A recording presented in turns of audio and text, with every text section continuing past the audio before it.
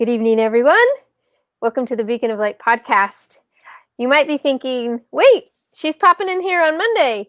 You're right. We have a few extra special types of podcasts that we're doing through the whole month of November because this is the month to really count our blessings, be grateful. And I have so many friends that, we had to show them off in November because they have incredible things that have happened to them over this past fall. And we really just wanted to showcase them and amplify them forward. So tonight we have Cecilia Tement with us, and she's going to be discussing some wonderful things. You can see reading down here on the ticker below about all of the things that her book, If I Could, I Would, talks about. And do you know she is a global award winner for this book? Global award. This is the award. I mean, right there. Isn't that cool? It's a cool sign. Ta-da! There's like your trophy. That's Isn't that cool. awesome? I like that, actually. Yeah, there's your reward. So, I mean, global award winner. She has put her whole family, heart, soul, tears, joy, and message into this book.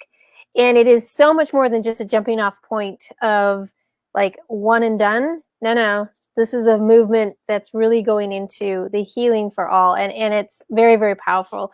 So, hey, we've got Lori here. Hi, Thank Lori. you, Lori, all the way from South Carolina. Thank you. And before I blather on, Cecilia, where are you broadcasting from tonight? I am broadcasting from Richmond Hill, Ontario, Canada. All right. We got a Canadian here, Hey. Awesome. What is that about? What is that about? I don't really talk like that, I swear. No, you do awesome. And I'm down here in Kyle, Texas, and so we're really excited that people are here tonight, and we want to share out all of this great, amazing information.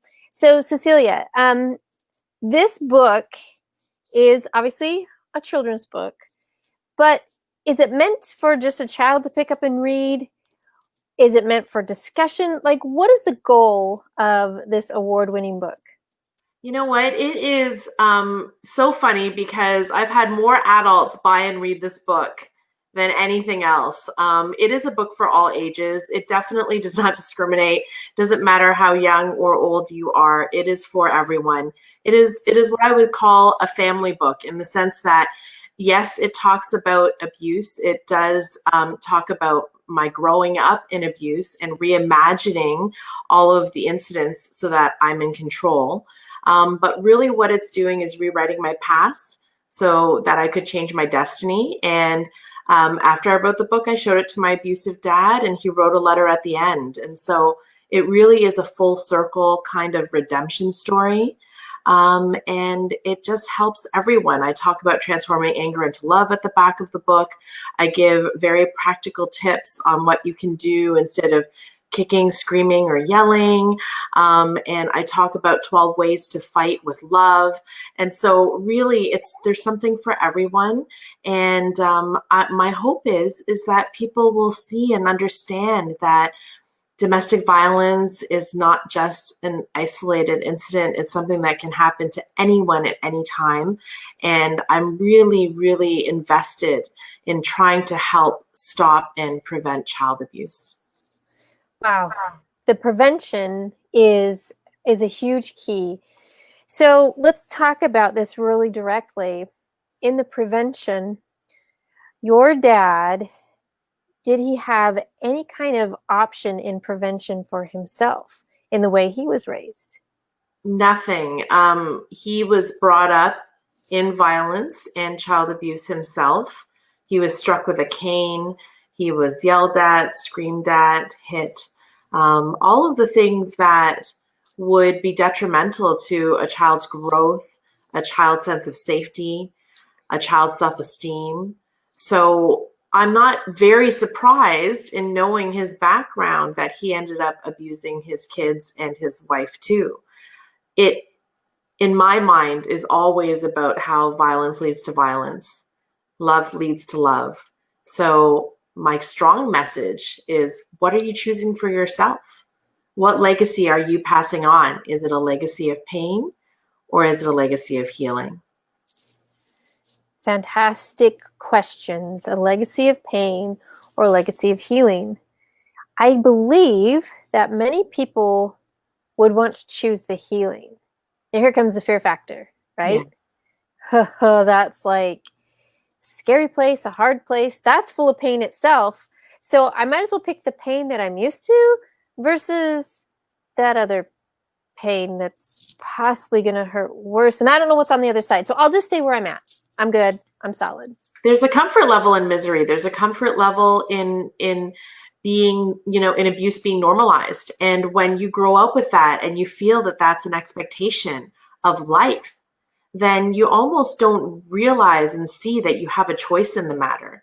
And so a big part of abuse prevention is awareness, is education, is people standing up and shouting out and talking about it and saying, it is not okay to scream at your children. It is not okay to hit your kids. It is not okay to put them in a compromising position because of a moment of frustration or anger. And so for me, I think it's just, I would rather use my voice to amplify that message than anything else. Because if you don't know about it, you don't know how to do better. And so my goal is to speak to the abusers, is to speak to the people who have hurt other people and say, where can you make a drastic change in your behavior so that this doesn't continue? Do you find abusers reaching out to you to ask for that help?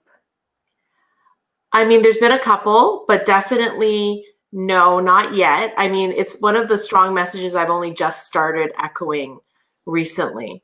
And it's important to me because that's a piece that people hide behind. And one of the things that I want to say very clearly is that if you are an abuser, if you have been abusive, I've been abusive in the past because I wasn't healed. So if you're able to admit to it and understand that it's not okay and you seek help, then I will be here to help you through it, because it's not on the victims to stop the violence. It's on the perpetrators. And it has to be everyone's responsibility to speak up and to do something about it and to hold each other accountable. Agreed. So holding each other accountable, speaking up, a big voice that we're spreading out there as well is prevention in domestic violence, in family violence, in all of it, because they're not in these little cubby holes.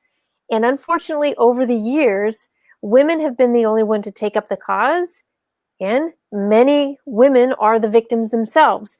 Yes. And so that's not wrong, but look at where we are. We really haven't made headway in the prevention game of things. Again, I want to praise everyone who has been doing their best and we have shelters, we have more protocols in place, but it's all about kind of the triage work, right? The things that are happening afterwards. We want to do the stuff that's preventative. And I will say that not all males abuse. Let me repeat that. Not all males abuse. However, over 90% of abusers are male. So it's a tough thing. The point of, I think, what you're saying in this prevention is, how can we involve the community to really support families, especially our men in society that might not have the opportunity to have healed from their past. I've been researching more and more of these groups, and that is a big challenge, is that they have not been able to heal from their past. If you think about that, and your dad, if he was given an opportunity, I know this is just projection, but if he was given an opportunity to heal prior to the children coming into the marriage, what do you think the outcomes would have been? I think it probably would have been very different, because my dad is a really good man. He's a really good man with a big heart. And my whole childhood was not terrible. There were some really beautiful moments, because at the core of everything, he's a very loving soul. He just didn't love himself enough. And I think say that again. He did not love himself enough. And that is the root of every problem for anyone who is suffering in life. It's because we don't love ourselves enough. And I say this all the time. It's not from a selfish perspective. It's from a self-full perspective. That when we are whole and when we are feeling good about who we are deep down inside, we don't have the need to exert power and control over any other human being. And that's the key. Exactly. That is the key. So our value, our self-worth. So again, we're going back to the whole family. How does a child be raised to understand their value and their worth so that when trials, episodes, things happen in life, they can be grounded foundationally to know, I have strength, I have value, I have worth. And this is a bad day. This is a hard thing. But ultimately, this is not diminishing me. What I'm hearing, what happened, what the event is. Yeah, I might feel guilty over a few things, but I'm not shamed into becoming that. It's a big difference. And if we think about how we're raising our boys, right? Mm-hmm. Our boys and how we raise them is really, really crucial to have them understand you can be vulnerable. You can share the tough stuff that hurts your heart. And you're not a crybaby, and you don't have to exert all this strange toughness. You can be as masculine as you want, and you can be as hurt as you want. Express that, share that. I find myself more and more in raising 9 children. My first 3 boys, they are at least 10 years or older than my last 2 boys. So we've kind of have like a half generational gap just between the 9 kids. And how I raised my first 3 boys is probably a little bit different than how I'm raising my younger ones, because I know more and I can do more now. So when the tears come, I don't say, stop your crying, stand up, get tough. I'm like, come here, what happened? And I try to have them talk through it. There was one point where in a conversation with my 9-year-old, oh wow, I must have hit something, a button. He sobbed, sobbed, and expressed a lot of things. And, in my mind, they might be like, oh, that's, we can get over that. It's okay. I was quiet and I just let him share so that he knows he has a safe place, that if he's feeling that way, he can. My oldest son, who's 22, he will come in those moments as well. He just kind of waits a little too long, in my opinion, to come and share, but it's getting better. It's improving. So with this global award-winning book, there are a few things where I find interesting, as maybe as children, we feel this accountability. I'm going to show a picture here in your book. We've got this one, I think, speaks to a lot of people. Yeah. Where the child tries to protect the other one that's getting hit, getting yelled at, getting screamed at. Yeah. We are trying to intervene and protect as best we can with whatever power we have as a child. Can you share with us what that means for you? It was a big deal for me. I mean, that moment that I depict in the book was when I was 8 years old, and I was standing in between my mom and my dad trying to protect her because he was trying to punch her. And then I ended up pushing him back and he punched a hole in the wall. And so I remember seeing that hole for every day until we moved out of that house. And for me, it was a consistent reminder of all the trauma that I was in, the hell that I was living in, how I had no escape. And the fact is for children, it's worse because we look to our parents for care, for nurturing, for concern.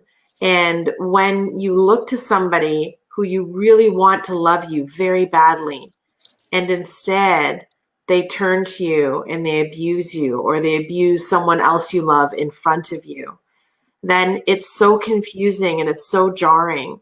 And it really does mess with your mind. I was impacted on so many levels from the abuse with my dad because it totally skewed my view of relationships, of love, of marriage, of emotional intimacy.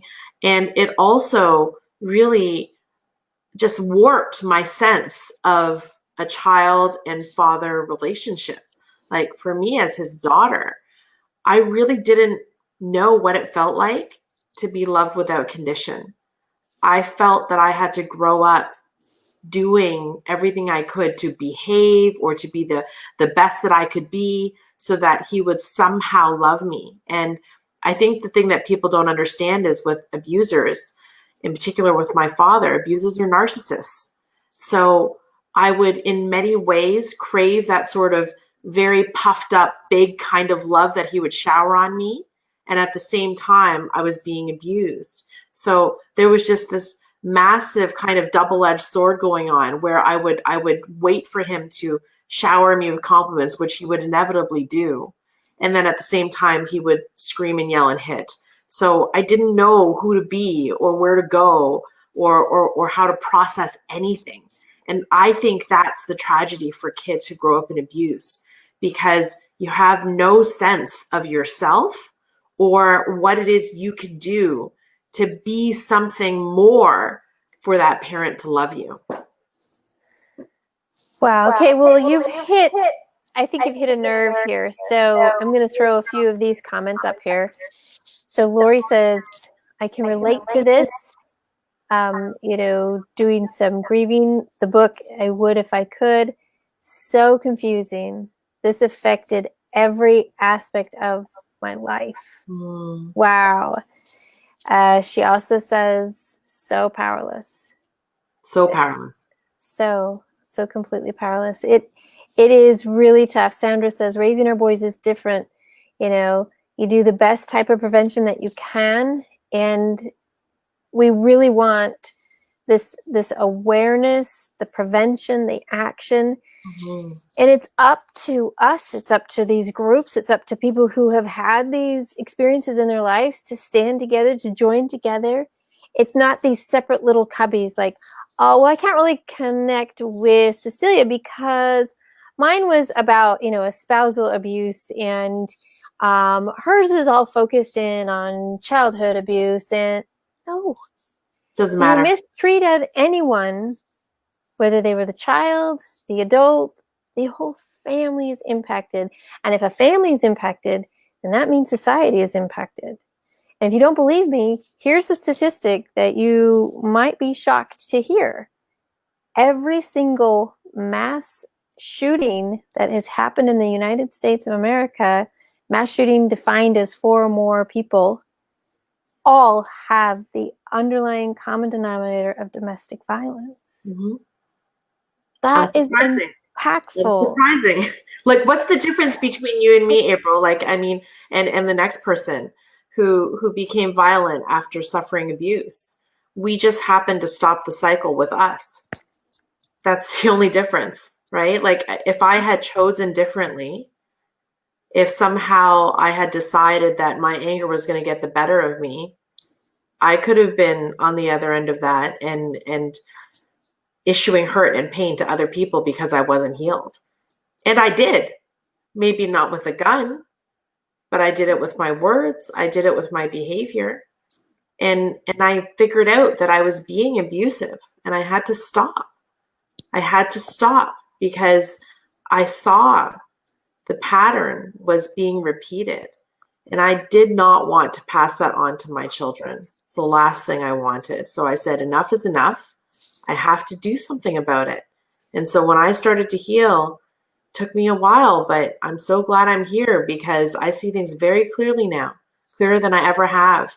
And so in my mind, there really is no choice and no other option except to use my voice and my words and my story to inspire other people to stop hurting one another. Yes. Loving each other is the greatest thing we can do for one another.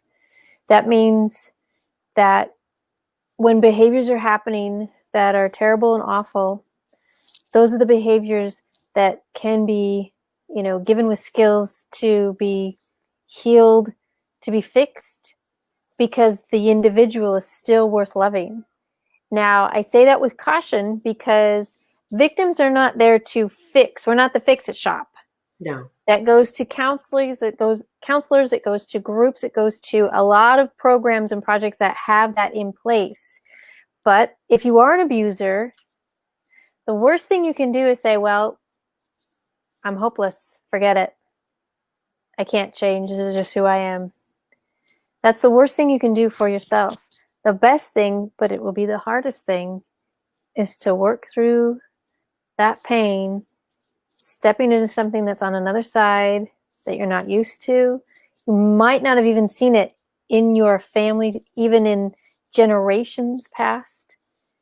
If you're brave enough to stand up and to work through it, you will have stopped and prevented an entire generation from continuing the cycle.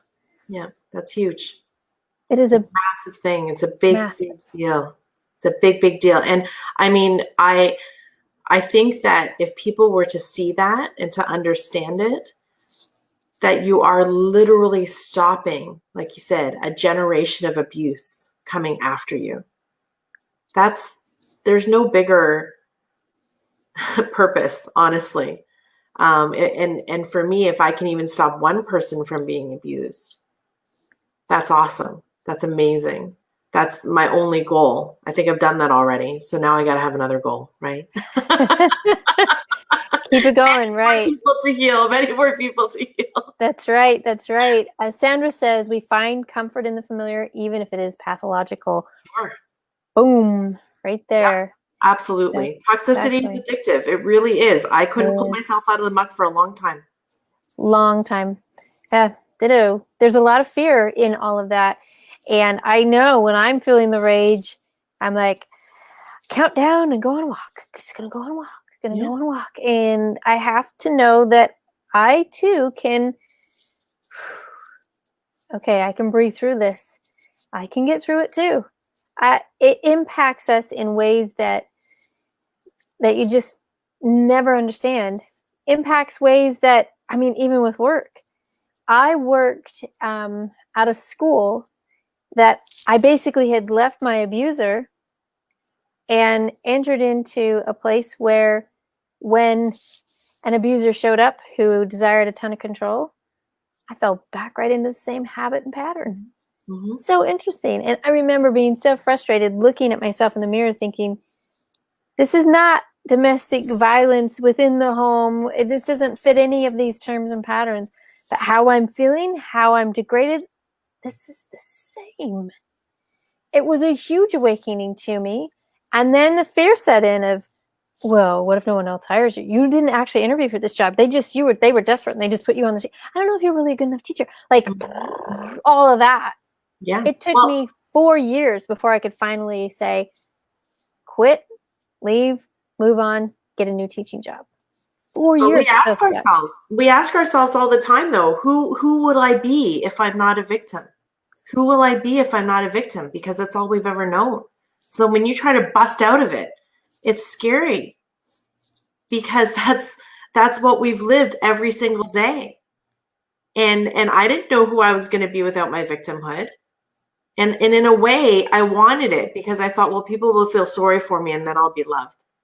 Isn't that crazy? But that's what I felt. Mm-hmm. That was legitimately how I felt. And now it's like I understand fully that true love comes from the fullness in my heart. And then if I can do that, then that's how I'm going to impact other people because I love myself first. So that I'm not looking to anybody else to make me feel good about me. I don't need that anymore. I don't need it. Right. Huge, huge key point. I hope everyone heard that. That is the largest point about all of this. Mm-hmm. Because if you really, truly don't heal, you'll continue to play small and hurt others and feel threatened and need control. That's and right. It spirals again and again and again. It can do it in business. It can do it in your family. It can do it in any kind of relationship, anywhere. Friendship, you name it. And everywhere. I did it all. I'm guilty. I did it all. And sorry to everyone I ever hurt. I apologize sincerely from the deepest part of me. But you know what? Here's the good news. April, is that now that I am where I am and now that I've healed, and I still heal every day, but the reality is I will never consciously, I mean, if I accidentally hurt somebody, I will always be sorry, but I will never consciously make the choice to hurt another human being ever again, because I know what that feels like, and it's not good. Yep. That's it. It's a choice. Yeah. When they say it comes down to a choice, it really is a choice. You might not be used to that choice. You might not be familiar with that choice. It's still there, though. It is. And are you brave enough to step into it? And if you're not, contact Cecilia. She can help. She does coaching. She does support. If you're not, and if you need more support and help, Sandra, she is also a counselor. There's so many ways, so many people that can show, help, lead, guide into the places where if you're brave enough, this can really go forward. Let's look at the title again about the book. If I could, I would. Why did you name the book this? Well, because I wanted to reimagine my past. So if I could, I would be a punching bag, so my dad would hit me instead. If I could, I would be the biggest tissue ever so I can wipe my mother's tears. If I could, I'd be a wishing well so I could wish for, all the wonderful things. Like, here's the interesting part though. This is the whole point of the book. If I could, I wouldn't change a thing. I wouldn't change one thing about my life, not one experience, not one sad moment, not one abusive moment. I wouldn't change anything, because every single one of those experiences have lent to help make up who I am today.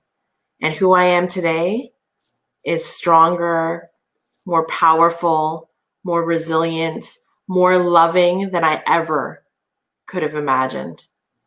So yeah, I wouldn't change a thing. That's why I named that book that way. Who's feeling it tonight? I mean, that is something that's powerful, and I think a great way to end. Do you see why she won this award, everybody? Oh. Like, she has it in here, and this is a good family discussion. I'm finding that as I get more books from all these amazing authors that we interview, and I share them with my family, we find incredible discussions happening with all of my kids. And it is I don't know why I'm like, wow, it's so interesting. Like, of course, it just should happen this way. And it's beautiful. Kathy says, yes, love yourself first, and self-love, self-full instead of selfless. Love it. Yep. Darcy says, you are the power and the strength and the love that you give. Exactly. This is a really powerful night, and it wouldn't change a thing. Yes, it's really true. We experience things, and through that experience, how can we help make it become that positive part? And if you know what's happening, and if you don't stand up, that accountability and responsibility is on you. You need to stand up, share your voice. The assertive anger that happens in telling someone to stop is absolutely successful and fine. You can have assertive anger so that people know where the boundary is. Yeah. Oh, I know that now. And if you don't lay it down, they'll just continue to cross over. So we have to be strong like that. They'll respect you more. That's right. That's right. Exactly. They will respect you more. Cecilia, this has been a beautiful evening, and I thank you for it. Would you like to close us out with like the last words? I think you were asking me earlier to mention what I was grateful for. It's American Thanksgiving, even though I'm a Canuck. I'll pretend to be American tonight. I'll tell you what, the one thing that I'm grateful for above and beyond anything else is my life. I'm grateful for my life, because had I not healed, I would not be here, and I wouldn't be able to use my voice for good, and I wouldn't be able to love with my whole heart the way that I have been. So I'm grateful for every single second of every single day that I have to expand into the idea that love is stronger than any force out there, and it can heal, and it can change, and it can alter the course of humanity as long as you let it in. Okay, break open, people. Allow it to come in. see what can grow from it. Thank you so much, Cecilia. Beautiful. You're my Beautiful. darling. I love you. Okay, y'all. We'll see you later. Have a good one. Bye, everybody.